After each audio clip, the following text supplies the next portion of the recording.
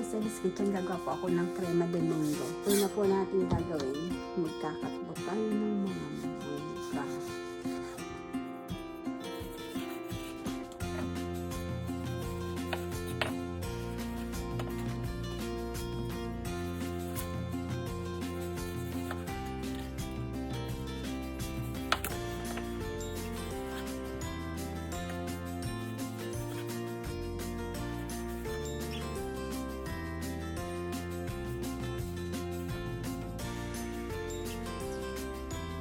Ito po yung cream, 1 can of evap, 1 can din po condensed milk.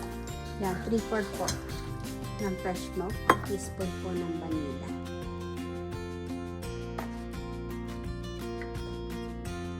Six egg yolk po. Haluin po. Ito po isa sa pinakamadaling gawin, hindi nyo na po kailangan mag-oven. Sasalang po natin sa kalan. Buksan ang kalan. Ito po yung gagamitin natin. Halu-haluin natin paminsan-minsan. Nagpapay na po ako ng tinapay habang naghihintay po ako. Ito po yung graham cracker.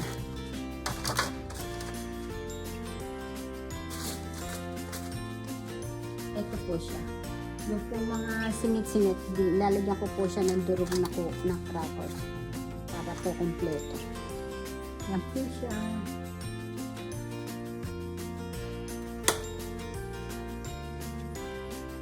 Kumukulo na po siya. Lalagay na po natin dyan.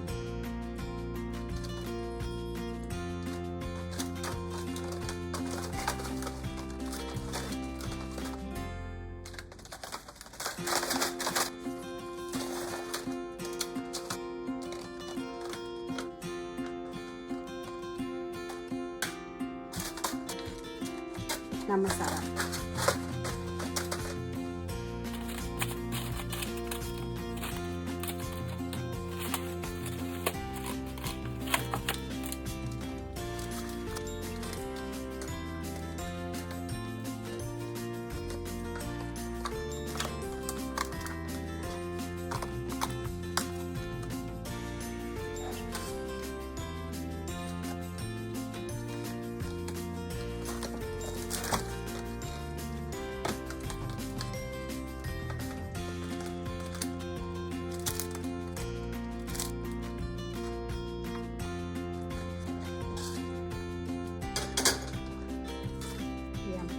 Mangoes.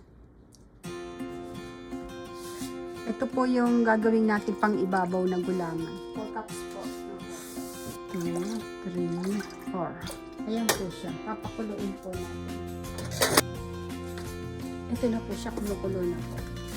Agar-agar. Red po ang gagamitin po.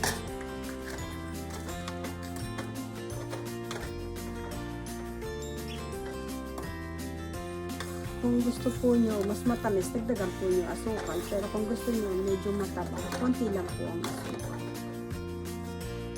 Mga 3 tables. Papatayin ko na po ang kalan. Palalamig-lamigin ko po na konti bago ko po ilagay ito sa crema de mango. Super init po.